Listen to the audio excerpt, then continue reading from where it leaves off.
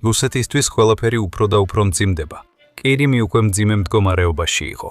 უკრაინის დაბომბვამ არ 280-ზე ლოგისტიკური არტერია ჯოჯოხეთის გზად აქცია. ახლა ყველაფერი კიდევ უფრო მძიმდება. უკრაინა სისტემატურად ესხმის თავს ყირიმში შესასვლელ ყველა ხიდს. გიგანტური ცეცხლის ბურტები ყველა ამ ხიდს ედება. მომარაგების მანქანებს უკრაინის დრონები ბუზებივით ანადგურებენ. რუსული გველი ახლახან თავკუჭა დარჩა. და არის ერთი ხიდი, რომელიც სხვებზე მეტად დაზიანდა. ეს ის ხიდი არ არის, რაც თქვენ გონიათ. 50 რუსული მანქანა ამ ხიდზე გადავიდა. რამდენიმე წუთში, პუპ, ისინი გაქრნენ. 11 ივნისს უკრაინულმა ძალებმა გააკეთეს ის, რასაც თითქმის ყოველ ღამეს აკეთებენ ოკუპირებულ ტერიტორიებზე. მათ იპოვეს სამიზნეები და გაგზავნეს ძლიერი საშუალო მანძილის დრონები დასარტყმელად. ხოლო ამჯერად ყველაფერი სხვანაირად იყო. უკრაინა არ ცდილობდა საჰაერო თავდაცვის სისტემებზე დარტყმას, რათა ჯარის კონცენტრაციები გაენადგურებინა. მის სამიზნეში იყო ბოლო მოქმედი სახმელეთო ხიდი, რომელიც ყირიმში შედიოდა. არმიანსკის გადასასვლელი ხერსონის ოლქში რუსეთის გადამრჩენია. უკრაინის გამანადგურებელი კამპანიის შემდეგ ეს გადასასვლელი ერთადერთი დარჩენილი ხიდია, რომელიც რუსეთის ძალებს უკრაინის გავლით ყირიმში პირდაპირ სახმელეთო გზას აძლევს. სატვირთოები და საწვავის ცისტერნები ამ ხიდზე გადაამისამართეს, რის შედეგადაც იქ სამიზნეების გროვა შეიქმნა, რომლებიც უბრალოდ ელოდნენ, როდის იპოვიდნენ მათ უკრაინის დრონები. სპოილერის გაფრთხილება. უკრაინამ თავისი სამიზნე იპოვა. 11 ივნისის ღამეს უკრაინამ არმიანსკის გადასასვლელზე დრონების სასიკვდილო შტორმი დაატეხა თავს.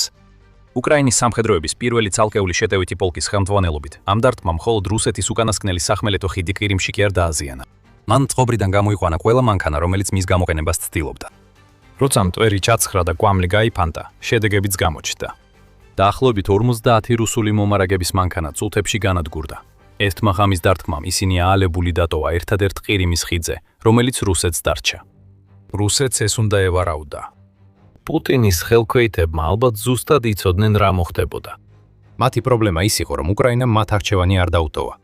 ერთადერთი მიზეზი, რის გამოც ამდენი მომარაგების სატვირთო მანქანა არმიანსკის გადასასვლელს იყენებდა, ის იყო, რაც უკრაინამ რამდენიმე დრით ადრე ხერსონის ოლქში სხვა ხიდს გაუკეთა.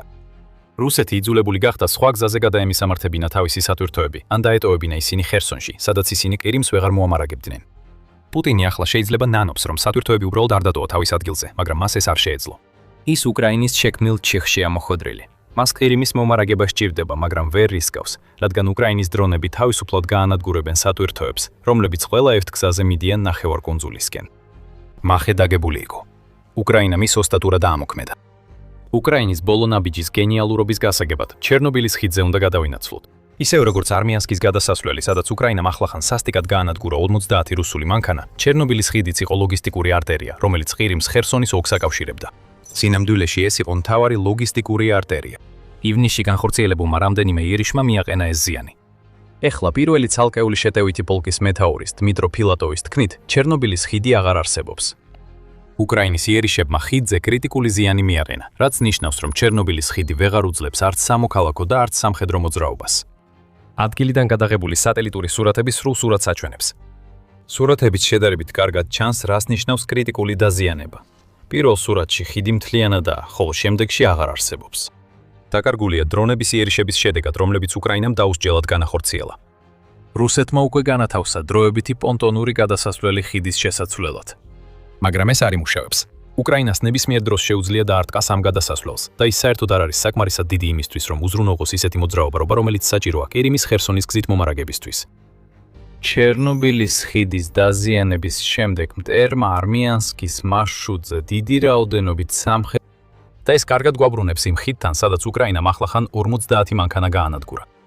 ვილატოვი იყო ამ ოპერაციის ერთ-ერთი ლიდერი და მან მოგცა საინტერესო ინფორმაცია იმის შესახებ, თუ რამდენად სწრაფად შეუძლია ახლა უკრაინას გადაწყვეტილების მიღებიდან შეტევაზე გადასვლა. მხოლოდ 6 საათი გავიდა გადაწყვეტილების მიღებასა და დარტყმას შორის. ჩვენ უკვე ველოდით, რომ მტერი საბოლოოდ გადაამისამართებდა მოძრაობას ალტერნატიულ მარშრუტებზე, ამიტომ არმიანსკის კორიდორზე ოპერაციები წინასწარ იყო მომზადებული, ამბობს ვილატოვი. ჩვენ გითხარით, რომ უკრაინამ რუსეთი ჩიხში მოაქცია. 11 ივნისს ვიხილეთ იყო ის, რომ უკრაინამ მახე მოუჭირა რუსულ მომარაგების მანქანებს, რომლებიც იძულებულნი გახდნენ შეგროვებულიყვნენ ხიდზე, რომელიც საერთოდ არ უნდა აერჩიათ. მაგრამ იმისთვის, რომ უკრაინის მახის პირები საბოლოოდ დახურულიყო, მხოლოდ ჩერნობილის ხიდის განადგურება საკმარისი არ იყო. პილატოვი ამას აღნიშნავს და ამბობს, რომ ახლა არმიანსკის გადასასვლელზე 50 რუსული მომარაგების მანქანა იწვის სხვა დანაყოფების მძიმე შრომის წყალობით, რომლებმაც დარტყმები მიაყენეს მარიუპოლს და ბუდიანსკისკენ მიმავალ გზას. აქ ჩვენ ხედავთ სასიკვდილო კოორდინაციას, ერთდროულად რამდენიმე სამიზნის დარტყმის უნარს, რაც რუსეთს აიძულებს, რომ თავისი თავდაცვა დაყოს იმდენად, რომ უბრალოდ ვეღარ უმკლავდებიან. პილატოვმა და მისმა დანაყოფმა ისარგებლეს ამ ყურადღების გადატანით და მათმა დრონებმა მიაყენეს ზიანი. ნახევარი საუკუნის განმავლობაში განხორციელებულმა დარტყმებმა ყირიმი უფრო მეტად გაამარტო ხელა ვიდრე ოდესმე. უკრაინამ ოფიციალურად დაადასტურა თავდასხმა და ხმა და გავრცელდა ვიდეო მასალა, სადაც ჩანს რა გააკეთეს მისმა დრონებმა. ხშირად ხედავთ ვიდეოებს, რომლებიც თავად დარტყმის დრონებმა გადაიღეს, როცა ისინი სამიზნეებზე ეშვებიან. ხიდებს ურტყამენ. მანქანები დამწვარია. ეს დარტყმები ზუსტია და რაც პუტინისთვის უფრო შემაშფოთებელია, ხორციელდება მნიშვნელოვან ობიექტებზე, რომლებიც თითქმის სრულიად დაუცველია. რუსეთისთვის კიდევ უფრო შემაშფოთებელია ის, რომ ეს ერთჯერადი შემთხვევა არ არის. უკრაინა ახორციელებს მკაფიო კამპანიას რუსეთის ლოგისტიკის წინააღმდეგ, რის შედეგადაც ერთღიან რეკორდებს ამყარებს მომარაგების მანქანებისა და საწვავის ცისტერნების განადგურებით. 29 მაისი. როგორც ჩანს, უკრაინის კამპანიის დაწყების თარიღად იქცა, რადგან მან 24 საათში გაანადგურა რუსეთის 463 მომარაგების მანქანა, რაც იმ დროისთვის უკრაინის ომში ერთთრიანი რეკორდი იყო. მას შემდეგ რუსეთის მანქანების დანაკარგები თითქმის ყოველდღე ასეულებს აღწევს. 14 ივნისი ამის იდეალური მაგალითია, რადგან UATV უცხრება, რომ უკრაინის დრონებმა 401 რუსული მანქანა და საწვავის ცისტერნები დაწვა. ცეცხლის ბურთები ყველგანაა ყირიმში. მიმავალ სახმელეთო გზებზე და ისინი დამანგრეველ გავლენას ახდენენ პუტინის მცდელობაზე შეინარჩუნოს კონტროლი ნახევარკუნძულზე, რომელიც მან უკრაინას 2014 წელს წაართო. 50 მანქანის განადგურება ერთ გზაზე შთამბეჭდავია, მაგრამ ეს მხოლოდ გამორჩეული მომენტია მრავალკვირიან კამპანიაში, რომელმაც ათასობით რუსული მანქანა გააუნებელყო. რაც ახლა ნახეთ არმიანსკის გადასასვლელზე არის ის, რომ რუსეთი იხდის ფასს იმისთვის, რომ იძულებულია თავისი ლოგისტიკური მოძრაობა სხვა გზით გაატაროს. მაგრამ ეს არ არის სრული სურათი. პუტინისთვის ნამდვილი პრობლემა ესაა. ეს მხოლოდ ჩორნობილის ხიდი არ არის, რომელიც უკრაინამ გაანადგურა და რის გამოც არმიანსკის გადასასვლელის გამოყენება გახდა საჭირო. რუსეთის 4 სახმელეთო ხიდი ყირიმთან უკვე გამოგამორთულია და ეს ყველაფერი ერთ ღამეში მოხდა. ყველაზე ცუდი პუტინისთვის ის არის, რომ ამით არც კი უკრაინა ამაყობს, რაც ახლახან გააკეთა. სადღაც ხერსონში იმალება ვლადიმირ სალდო, მარიონეტული მთავრობის ხელმძღვანელი, რომელიც რუსეთმა ოკუპირებულ ოლქში დაატრენა. როდესაც ის კანკალებს და შიშით ელოდება, რას გააკეთებს შემდეგ უკრაინა, მან ტელეგრამზე დაწერა, თუ რამდენად მასშტაბურია უკრაინის დარტყმები რუსეთის ლოგისტიკურ არტერიებზე. გუშინ ღამით მტერმა დაარტყა ხიდებს ჩრდილოეთ ყირიმის არხზე პრიბრჟანკასა და მირნოსთან, საავტომობილო ხიდს პერაკოპ-ამიანსკის გზატკეცილზე და ხიდს სოფელ სტავკის მახლობლად, განაცხადა სალდომ სოციალურ ქსელში, რითაც სრულად გაამჟღავნა უკრაინის ოპერაციის მასშტაბი. შემდეგ ის ჩაეშვა ჩვეულ რუსულ აბსურდში და სცადა უკრაინის მიღწევის დაკნინება. ის ამტკიცებს, რომ გარკვეული დაზიანებაა. სალდო 50 დამწვარი მანქანა სრულიად განადგურებული ჩერნობილის ხიდი და ის ცოდნა, რომ რუსეთის მომარაგების სატვირთოები ვერცერთ გზას ვერ გამოიყენებენ ყირიმში უკრაინის დრონების სამიზნე დარქცევის გარეშე, ცოტა მეტია ვიდრე უბრალოდ გარკვეული დაზიანება. ხერსონის საჯარო გუბერნატორმა ასევე განაცხადა, რომ რუსეთის საჰაერო თავდაცვის სისტემებმა 11 ივნისის თავდასხმის დროს უკრაინის 45 დარტყმითი დრონი გაანადგურეს. არაფერი თქმულა იმაზე, რამდენი დრონი გამორჩა ამ თავდაცვამ. ალბათ 11 ივნისის ღამეს ყველა ეს უკრაინული დრონის ნამსხევი ანადგურებდა მანქანებსა და გადასასვლელებს. შეიძლება ახლა პუტინისთვის კიდევ უფრო გაუარესდეს მდგომარეობა. თუ იცნობთ უკრაინას ამ კითხვაზე პასუხიც უკვე იცით. ამ 11 ივნისის შეტევასთან ერთად უკრაინამ წინა 4 დღე გაატარა იმით, რომ ჩაკეტა ყველა ჩრდილოეთის მარშრუტი, რომლითაც რუსეთი ყირიმის ნახევარკუნძულამდე აღწევს. არის დარტყმები ჩერნობილის ხიდზე, რომელიც ადრე ვახსენეთ. თუმცა უკრაინამ ასევე დაარტყა სახმელეთო ხიდს, რომელიც ჰენიჩესკსა და არაბათის ისარს აკავშირებს და რომელიც 10 ივნისს გამოვიდა მწყობრიდან. ეს იყო ის ღამაც რუსეთი აიძულა გადაამისამართებინა მოძრაობა არმიანსკსა და კიდევ ერთ გადასასვლელზე პერეკოპში. ორივე მათგანი 11 ივნისს დაარტყეს. რუსეთს დრო ეწურება. ნაბიჯ, უკრაინა ჭრის ყირიმის გველის თავს. ეს თავი ახლად ძაფზეა ჩამოკიდებული და თავს დავდებ. უკრაინა დაარტყამს ყველა დარჩენილ მარშრუტს, რომელიც რუსეთს ხერსონით ყირიმის ნახევარკუნძულზე მიყავს, სანამ ყველა მათგანი გამოუსადეგარი არ გახდება. მალე რუსეთის სამხედროებს ვეღარ შეეძლებათ მომარაგების მანქანების გადამისამართება. ისინი გაჩერდებიან, როცა უკრაინის დაუნდობელი. მაგრამ სანამ უფრო ღრმად ჩაუღრმავდებით იმას, რაც ყირიმის ნახევარკუნძულზე ხდება, შეგახსენებთ, რომ თქვენ უყურებთ The Military Shows. თუ ჯერ არ გაგიკეთებიათ, არ დაგავიწყდეთ არხზე გამოწერა, რომ ჩვენი ვიდეოები არასდროს გამოგრჩეთ. უკრაინის მიერ განხორციელებულ თითოეულ დარტყმას, იქნება ეს ხიდებზე თუ ამ ხიდებზე გადასვლას მცდელ მანქანებზე, თავისი მიზანი აქვს. უკრაინა წვეთს ლოგისტიკურ არტერიებს, რომლებიც ყირიმის ნახევარკუნძულს ამარაგებს. ყველაფერი დაიწყო RR-280 გზით, რომელიც უკრაინამ მაისის ბოლოსა და ივნისში რუსული ძალებისთვის ნამდვილი ჯოჯოხეთის გზად გადააქცია. ეს გზა, რომელიც რუსეთის როსტოვ-დონიდან ოკუპირებულ მელიტოპოლსა და მარიუპოლზე გადისდა, ყირიმში მთავრდება, ახლა ძირითადად დახურულია სამოქალაქო ტრანსპორტისთვის. რაც შეეხება სატვირთო და სამხედრო მოძრაობას ამ გზებზე, საქმე კარგად არ არის. პიკზე ყოველდღიურად დაახლოებით 3800 სატვირთო მანქანა გადადიოდა RR-280-ზე, რაც გარკვეულ წარმოდგენას გაძლევთ იმ ლოგისტიკური ოპერაციის მასშტაბზე, რომელსაც რუსეთი ახორციელებდა. ეხლა უკრაინის უპილოტო სისტემების ძალების მეთაურის რობერტ ბროდის თქმით, ამ მნიშვნელოვანი გზის მონაკვეთზე მოძრაობა დრამატულად 61%-ით შემცირდა. ეხლა რუსეთი მხოლოდ 1100 მანქანის გაგზავნის რისკზე მიდის დღეში, ნაცვლად 3800-ისა, ამან უკვე გამოიწვია შედეგები ყირიმში.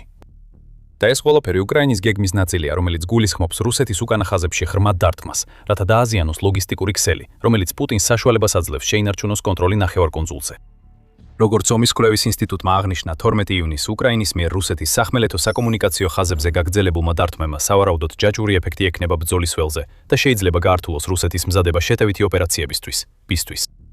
GLOC ნიშნავს სახმელეთო საკომუნიკაციო ხაზებს და ეს გვაჩვენებს, რომ უკრაინას კიდევ ერთი განზომილება აქვს: უკრაინის საშუალო მანძილზე დარტყმები.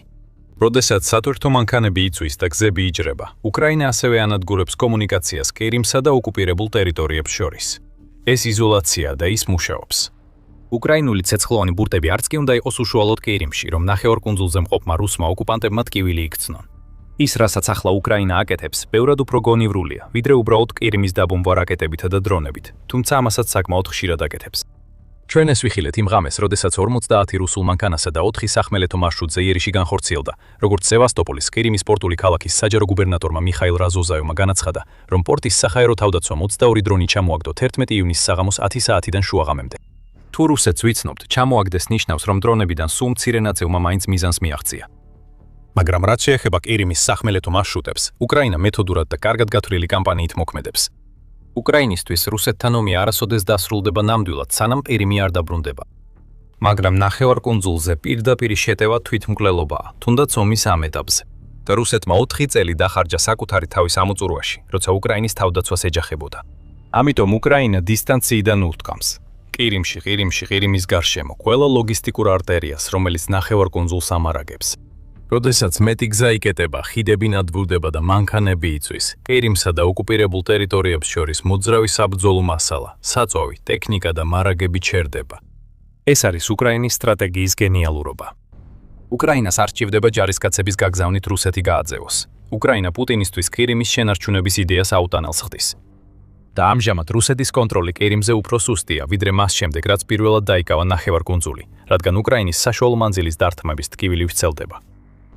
უკრაინამ შექმნა ლოგისტიკური ბლოკადა საშუალო დისტანციის დრონების გამოყენებით, მათ შორის ამერიკული წარმოების ჰორნეტით, რომლის მოქმედების რადიუსი დაახლოებით 150 კილომეტრია. ეს დრონები მუდმივად ეძებენ და ესხმიან თავს, როცა რუსულ მომარაგების მარშრუტებზე დაფრინავენ და მზად არიან მიზნების გასანადგურებლად. სხვა დრონებიც იწყებენ გამოჩენას, მაგალითად მურიგანი, რომელსაც ასაფრენ ბილიკზე დაბრუნება არ სჭირდება, რაც უკრაინას საშუალებას აძლევს კიდევ უფრო სწრაფად უპასუხოს შესაძლებლობებს და ამავდროულად ნაკლები რისკი შეუქმნას ქვეყნის დრონების ოპერატორებს.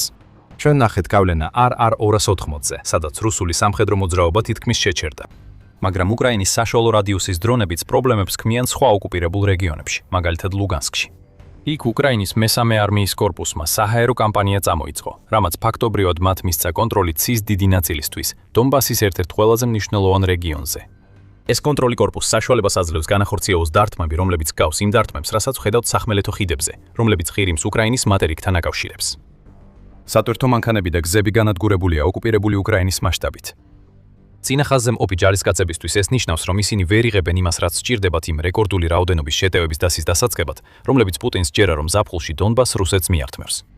კრიმში, არმიანსკში 50 სატვირთო მანქანის განადგურება და ასობით სხვა, რომელსაც უკრაინა ყოველდღე ანადგურებს ოკუპირებულ ტერიტორიებზე, იწვევს საწვავის მასიურ დეფიციტს. ეს არის ტკივილი, რომელსაც ნახევარკუნძულის ოკუპანტი რუსები განიცდიან, რომლებიც ნახევარკუნძულს იკავებენ, ისე რომ უკრაინას მათზე პირდაპირი დარტყმა არ უწევს.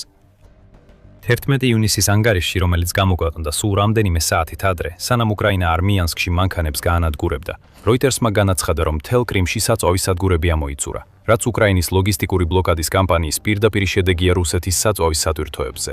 გამოცემა ამტკიცებს, რომ სევასტოპოლში მყოფი მოწმეები უცხებიან, რომ ბენზინგასამართის სადგურები აღარ უბრალოდ არიგებენ საწვავს, არამედ მთლიანად ამოიწურა, ხოლო ბოლო მომოქმედი სადგური კურორტი ეპატორიაშია დარჩენილი. დიდი დრო არ გავა, სანამ ის ბენზინგასამართის სადგურიც ამოიწურება. და როცა ეს მოხდება, ყირიმის მშვიდობიანი მოსახლეობა ვეღარ შეძლებს მუშაობას ან გადაადგილებას, რაც მნიშვნელოვნად დაარღვევს ნახევარკუნძულზე ყოველდღიურ ცხოვრებას. ყირიმში არსებული მდგომარეობა უკვე რამდენიმე კვირაა ცნობილია, მაგრამ რადგან უკრაინა აგრძელებს რუსეთის ლოგისტიკის დაბომბვას, საწვავის დეფიციტი ვრცელდება. კიევ-პოსტის ინფორმაციით, საწვავის დეფიციტი ახლად უკვე რუსეთის დაახლოებით 12 რეგიონში ფიქსირდება.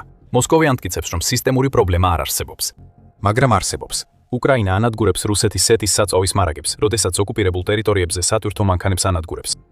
რუსეთის საწვავის კრიზისი მძაფრდება, როგორც BBC-მ 8 ივნისს გაავრცელა, და ყირიმში ადგილობრივები იწყებენ იმას, რაც პუტინს არასდროს სურს, ხმამაღლა საუბარს იმ ზიანზე, რომელსაც უკრაინა აკენებს.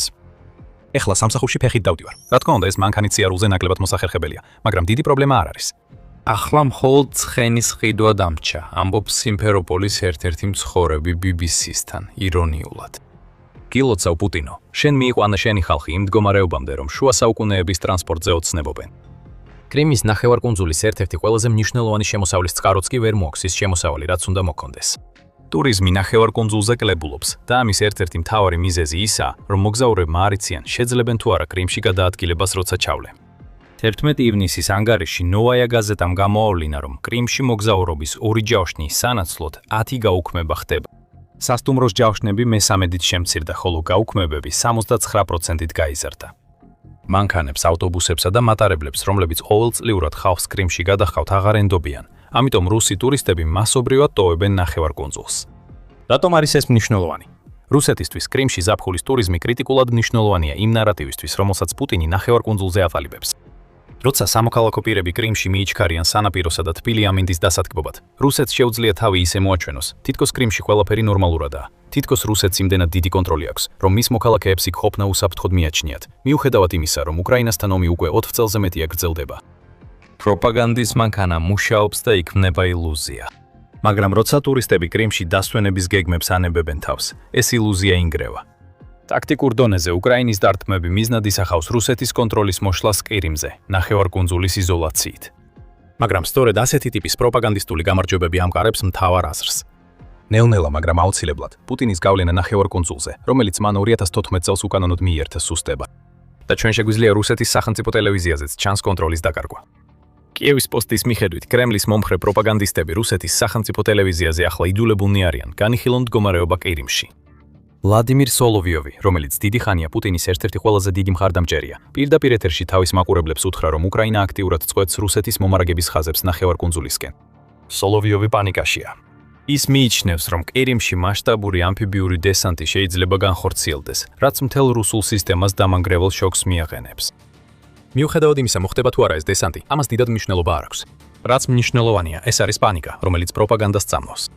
რაც პუტინმა ახლა უნდა აღიაროს, ის არის, რომ ნახევარკუნძული, რომელსაც ის ამდენი ხანი როგორც ტროფიას ასე ამაყად აჩვენებდა, ეხლა მის კისერზე მარწუხად იქცა.